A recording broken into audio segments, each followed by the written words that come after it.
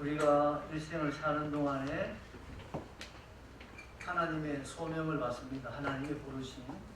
여기 있는 모든 분들은 하나님의 부르심을 따라서 예수를 믿게 된 것입니다.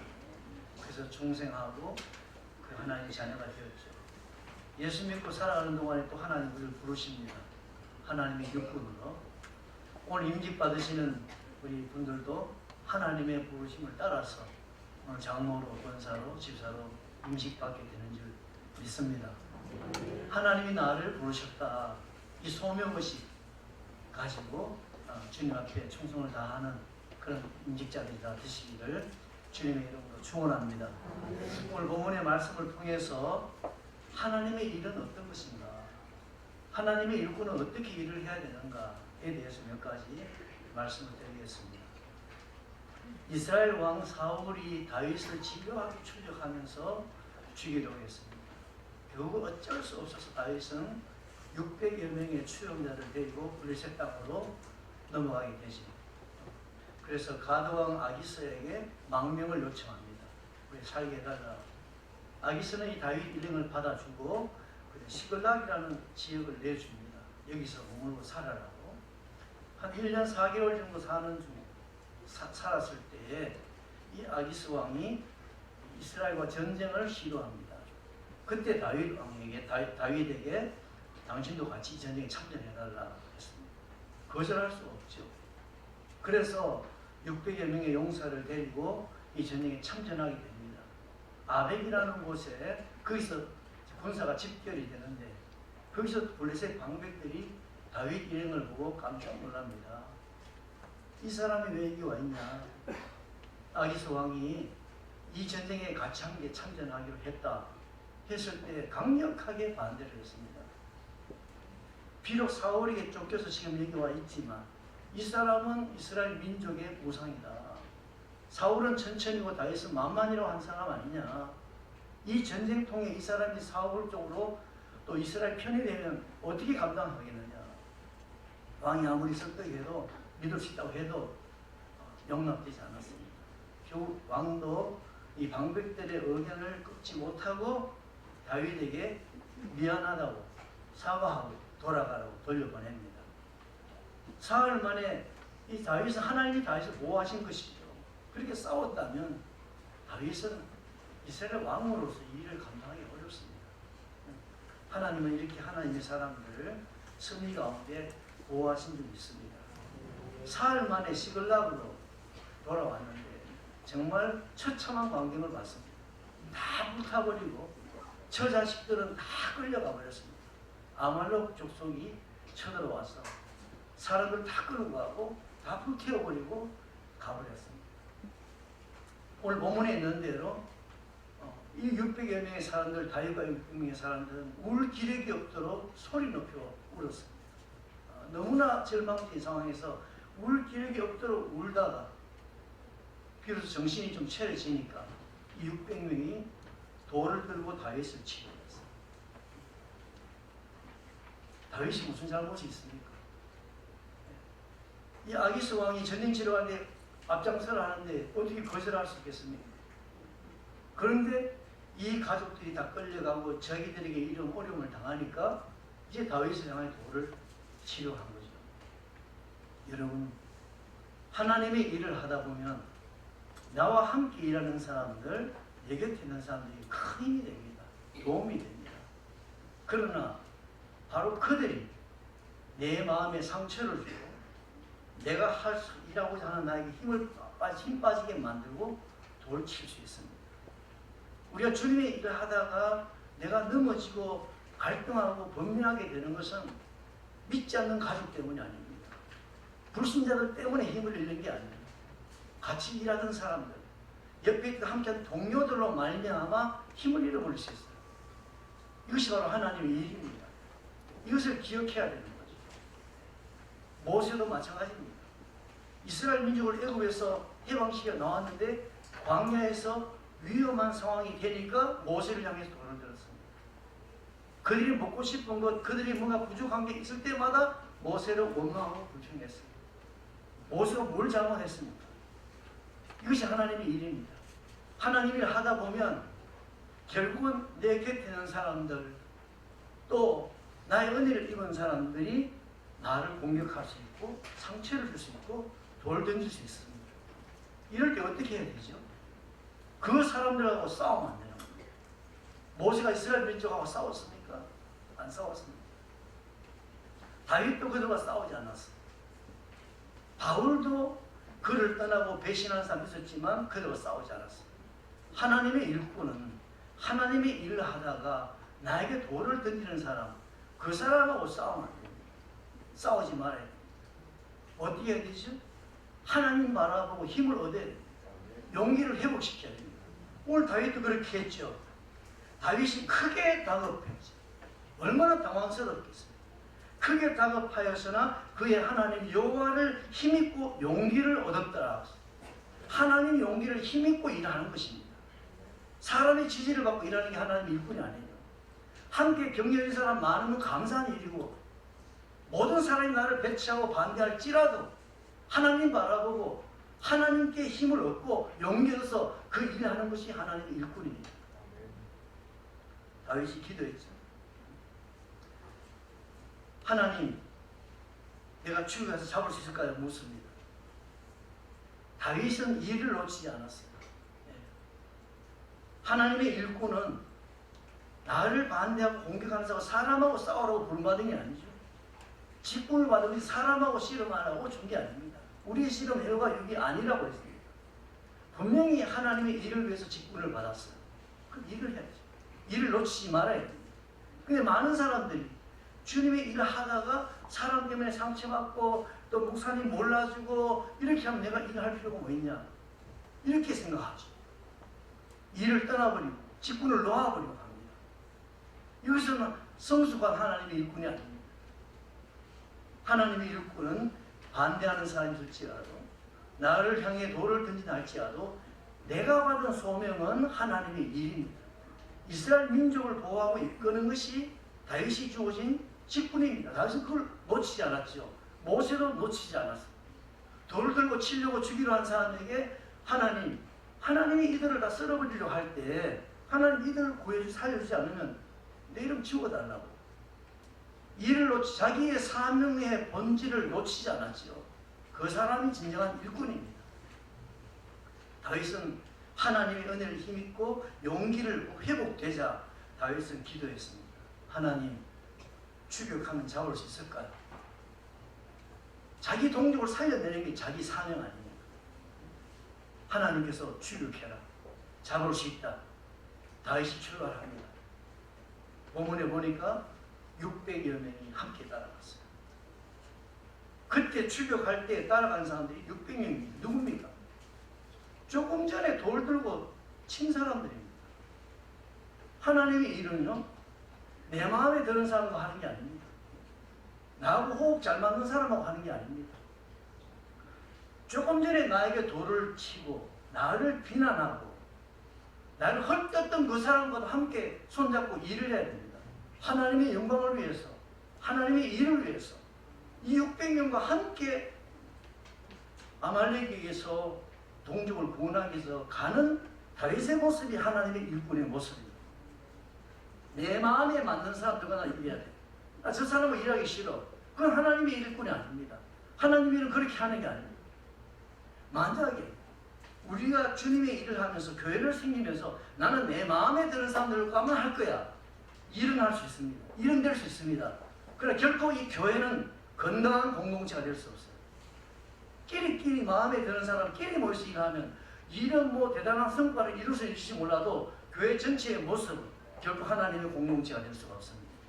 하나님의 일꾼은, 하나님의 일은 나를 비난하고 나에게 상처를 준 그 사람, 나에게 돌을 던진 그 사람과도 다시 함께 하나님 이야기하시면 함께 손을 잡고 일을 하는 것이 하나님의 일꾼이고 하나님의 일입니다.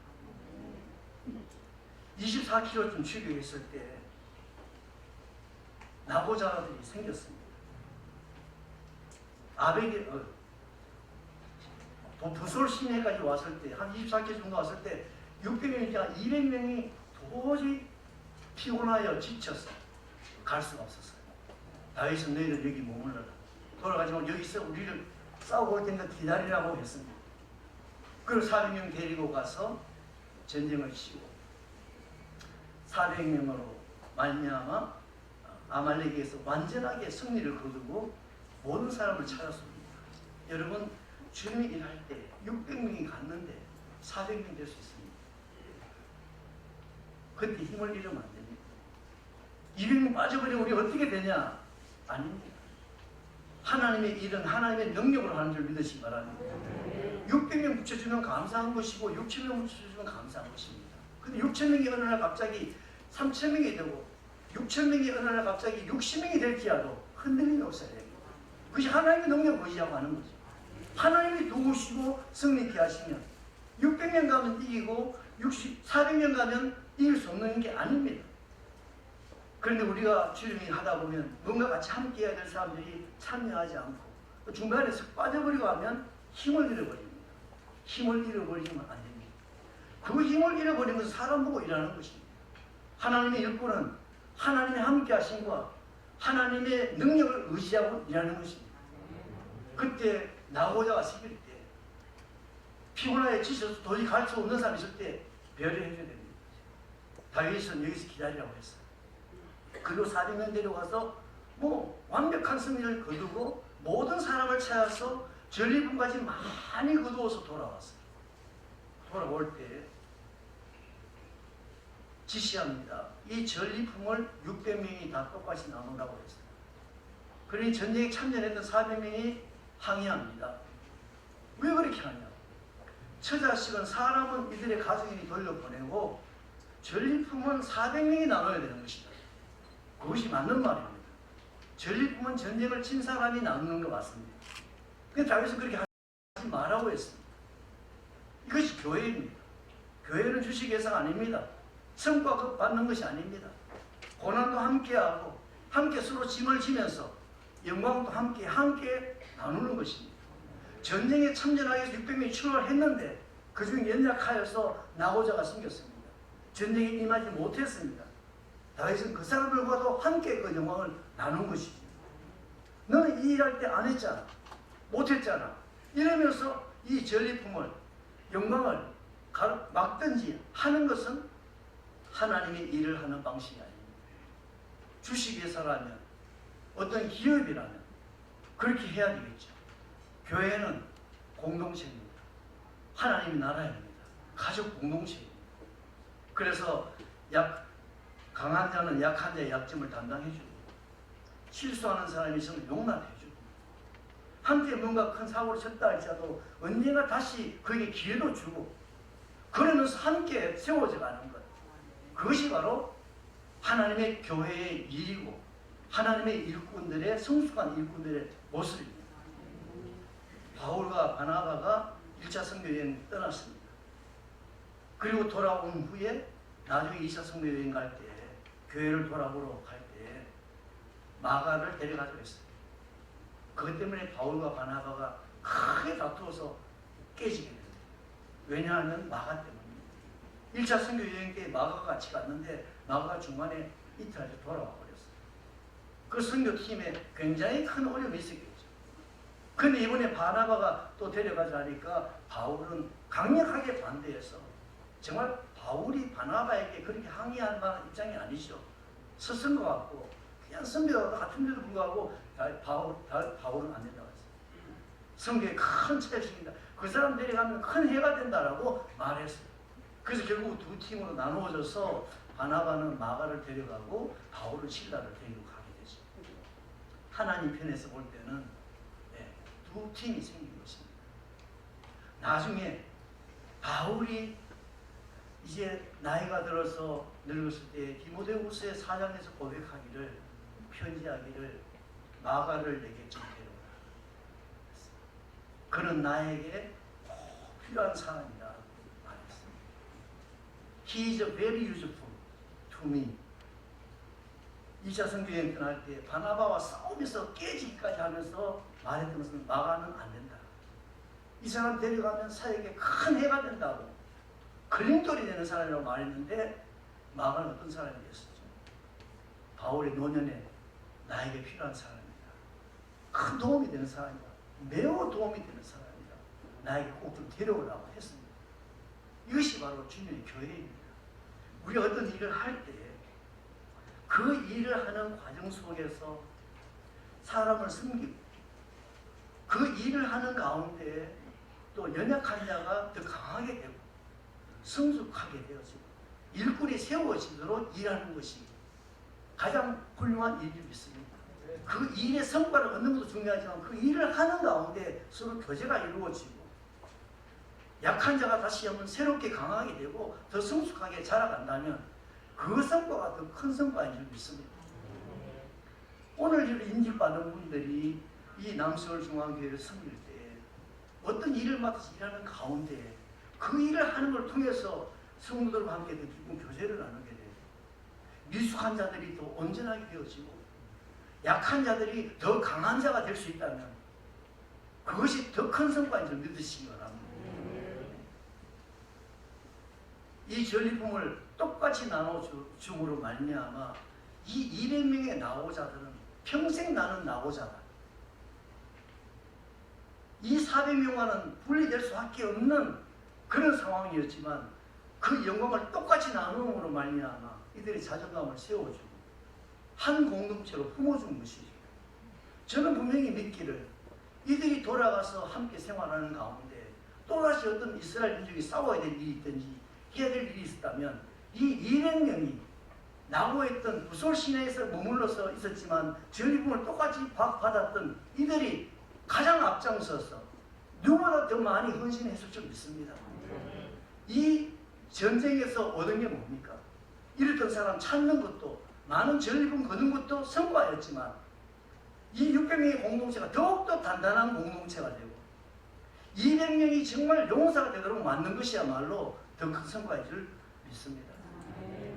오늘 인직받으시는 우리 장로님, 권사님, 집사님들 어떤 상황에서도 하나님의 소명을 의식하고 자기의 사명과 본분을 잃어버리지 말기 바랍니다. 하나님께서 맡긴 일을 놓치지 말라는 거죠.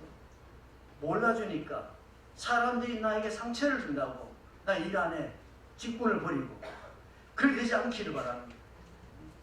돌로 치는 사람과도 뒤에서 나를 비난하고 헐뜯던 사람과도 함께 손을 잡고 일할 수 있는 일꾼이 되기 바랍니다. 그리고 모든 공로도 비록 그 일에 대해서 기여도가 작다 할지라도 함께 영광을 공유하고 나눔으로 말미암아 여러분들이 남서울중앙교회를 섬기는 가운데 섬기는 말미암아 이 교회 온 성도들이 더욱더 하나가 되어가게 되고 연약한 자들이 또 소외된 자들이 더 일어나게 되고 훌륭한 일꾼이 세워지게 되고 더 크게 헌신할 수 있는 그런 역사들이 일어날 수 있는 그런 은혜가 있기를 바랍니다.